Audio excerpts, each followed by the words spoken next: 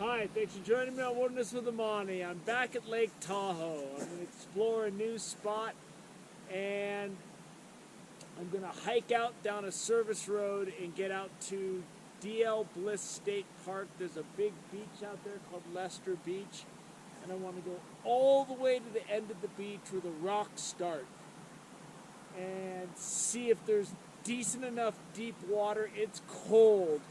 It's not as cold as I thought it was going to be. It's up at 30 degrees, which isn't that bad. But that's cold enough. The lows have been in the 20s. So the shallow water should be in play. And I've never been out here. The only time I fished DL Bliss before was off of a cliff over there. I didn't know where I was going. I came over from Emerald Bay, which is like a 3-mile hike. I parked on the 89, and I'm gonna hike down a service road that's closed to vehicles that I saw on a map. And I couldn't park next to it because there's no parking signs. So I'm gonna go cross country, and I can see quite a bit of foot traffic that goes through here. And there's a pretty good trail going through the snow, like this wide of footprints. So a lot of people go down here. I wanted to come here last spring when the snow first melted, but there's just been these construction signs on the road that say DL Bliss closed to all foot traffic and everything. You can only access it from the Rubicon Trail. But all those signs are gone, and I read enough online where I'm pretty sure that it's open to foot traffic again. And if that's not the case, you can find me and I will turn myself in. If you let me know I was wrong, I'll contact state parks. But I'm gonna hike down there and go check it out today. I'm looking to fish more beaches this winter in Tahoe. It takes a lot of time to find these places out. It's the week of Thanksgiving. I want to go right now because when you're exploring new spots like this with snowshoes on, it's a nightmare because when you have to backtrack and you're carrying all this stuff, you just want to go home. So I'm going to be able to walk. It's going to be good. We're going to explore. So let's go get our lines wet and see if we can't get a good rainbow to eat. So there's the lake through the trees. It's about 1.5 miles, I'm estimating. And the service road is down there, and it looks like these footprints go in that direction. So I'm going to follow all the footprints to get down to that service road. And once I'm to that service road, it should be pretty easy to get down to the water. But I don't know where I'm going, so I better start walking. We got a road on the port side. That's not my bad pirate voice. That's my bad early 1400s whaler voice. Problem with navigating this kind of stuff when you have to use snowshoes and the ground's completely covered is you take a lot of wrong turns. Here I can see steps down, and I can see the road. There's a lot of snow. There's just too much guessing. Check out this structure. It's kind of cool. I mean, if there was a snowstorm, you wouldn't be super dry in this thing. But it would definitely give you some comfort and shelter from the wind and a lot of the snow. It's pretty cool. I just walked by these administration buildings, and there was some Park Service people and a utility people working, and all they said was good luck. So they didn't say get out of here. So I'm taking that as a passive green light. If you decide to make the trek out here, eat a good breakfast like I did, because it's pretty far. Lester Beach, Callaway Cove, both things I need to get to scout things out. So it's always nice to see a sign that says, hey dummy, you're going the right way. From up top, it looks pretty shallow right here. And I really don't want to have to go over and fish off those rocks. But if I can climb down there, that might work. But first I'm just going to make a cast off of here and see. It's really hard to tell how deep it is because the water's so clear.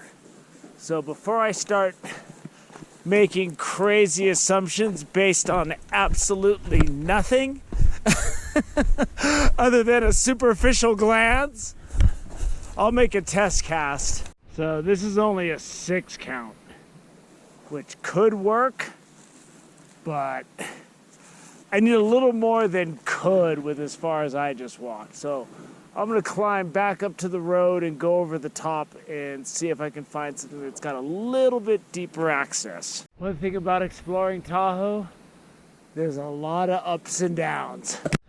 So if you're gonna hike over here from Emerald Bay, which I almost made it to here before, it's 3.6 miles to get to there, to the boat camp.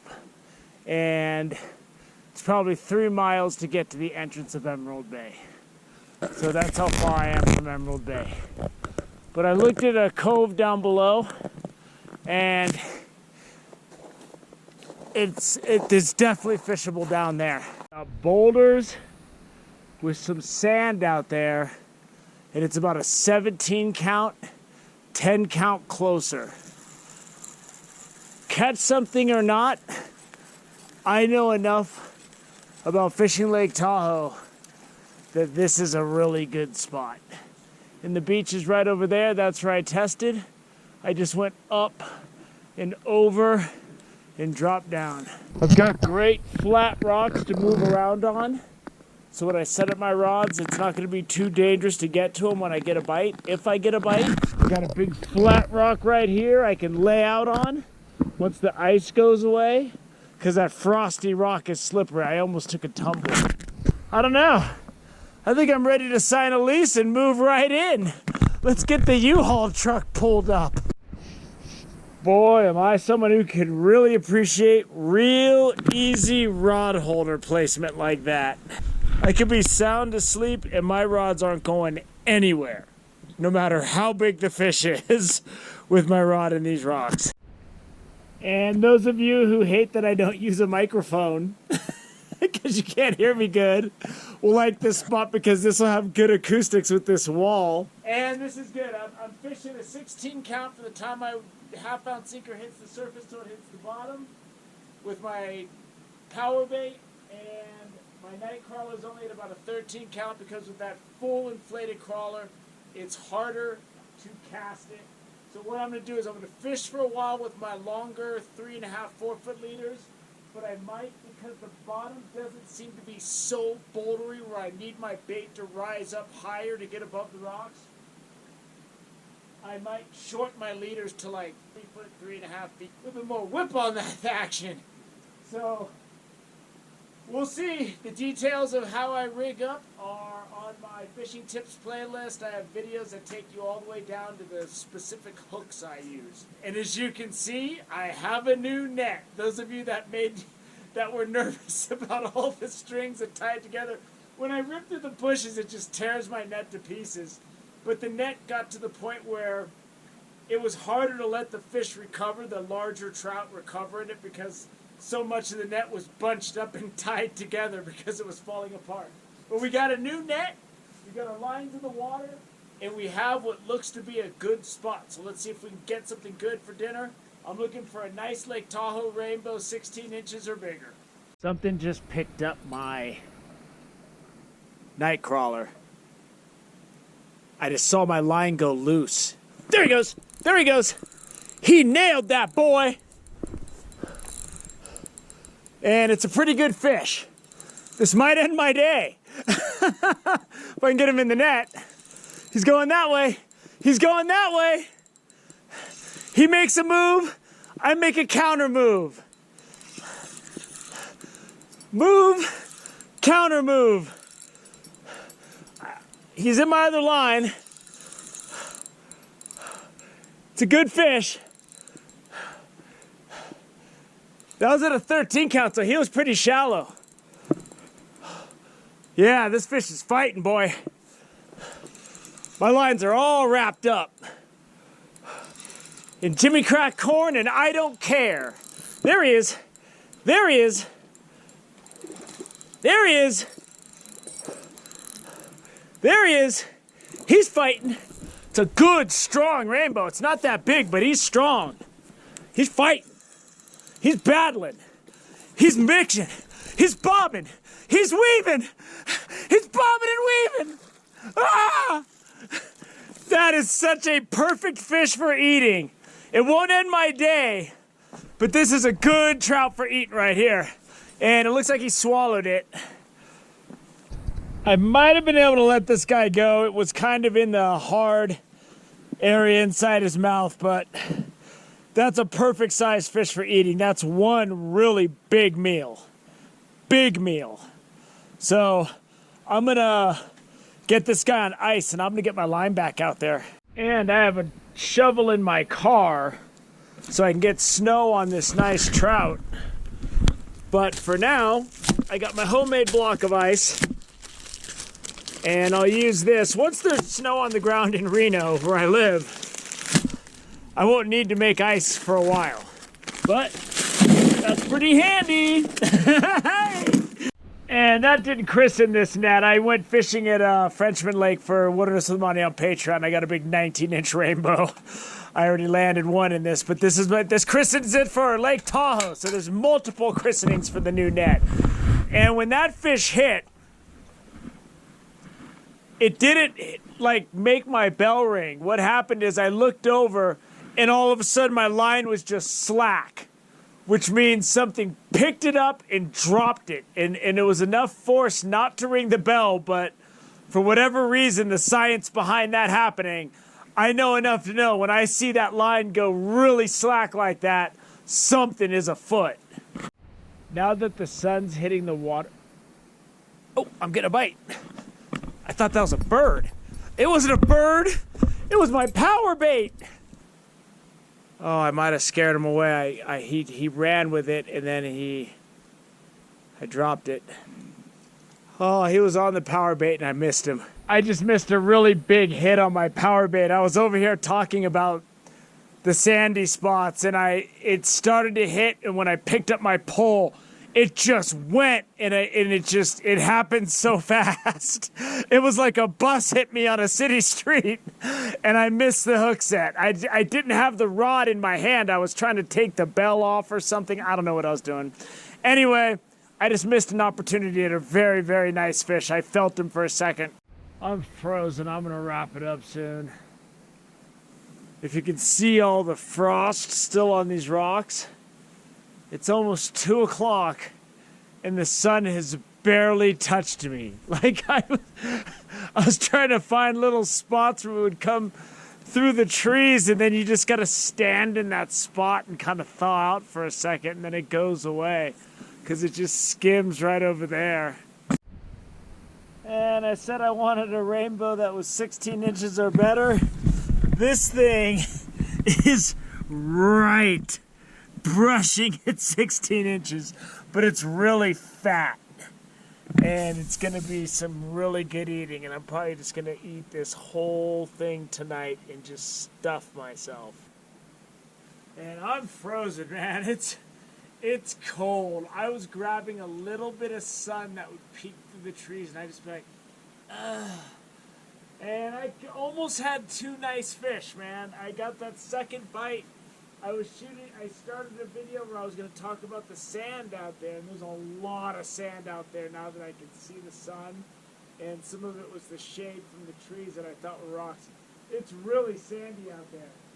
But I had that chance for that second one, and I came down, I heard the bell ring, I came down, I picked up the rod, and the fish just took it like it was a heavy fish. Good sized fish, and I tried to, I don't know what I tried to do. I choked. That's what I did. I should have just immediately yanked on it, and instead I tried to get into a better position or something. I don't know. All I know is I had this emergency layer with me, and I threw it on. And a lot of you that have watched my channel for a long time know this thing, and have watched it fall apart over the years. And I don't know if it was a coincidence, but twice last year when it was cold, I was wearing this, and then I got comments in the comment section. Hey, I know you're homeless, but I'm not homeless. I have an apartment. I just wear clothes like I'm homeless. But anyway, this spot's great. You know, it looks like it's gonna be really dangerous when it gets really cold and starts snowing because of the ice factor, because the sun doesn't hit over here in the wintertime. It hits the beach a little bit, but not really. It's just a really cold spot. The next time I come, I'll probably have my tripod so I can wear my big blue jacket and be even warmer. But I mean, I have crazy layers on right now. 3, 4, 5, 6, 7. I'm 8 layers deep with a pretty warm layer there. So with my extra hood, I'm pretty warm, but just like my face is cold. That's what's cold. But this spot's great. There's no snags. I didn't even get hung up for even a moment. It's got plenty deep water. I can see tons of bait swimming around out there. So this is a real nice spot. If you come from Emerald Bay, you're hiking over 3 miles. If you take the Rubicon Trail, the Rubicon Trail is right above me. The Rubicon Trail starts right over there and connects to that service road over there. There's a parking lot up there, but I think that's available for day use when the front gate is open. Front gate ain't open. If you park over at the visitor center, I think you're looking at about 2 miles to get to where I am right now. So no matter what you're hiking and walking, but this is worth it, man. I had a couple people, I could hear them talking on the trail above, and I can see there's a couple people with a dog way over there on the beach. But other than that, I haven't seen a soul out here, and it's been awesome. So it was another successful scouting of a new spot. It just goes to show, people always ask me, where do I go in Lake Tahoe? What do I always tell them? Find public access with 10 feet of water and cast out. And I'm kind of just proving that that's true, because I'm just, everywhere I'm going, you catch fish. It's a big lake, there's fish in it. You just got to set the hook. That fish beat me. If we were playing chess, I sat down to the table. Let's see, checkmate. Oh, what? What happened? That's how fast that fish took me out. But I got one. I'm going to go home right now. I'm going to go eat that thing. It's going to be fantastic. It's 2 o'clock, and I think I've had enough of this sitting in this cold shade. Thanks for joining me on Waters with the Body on this beautiful, chilly day at fantastic Lake Tahoe. Until next time.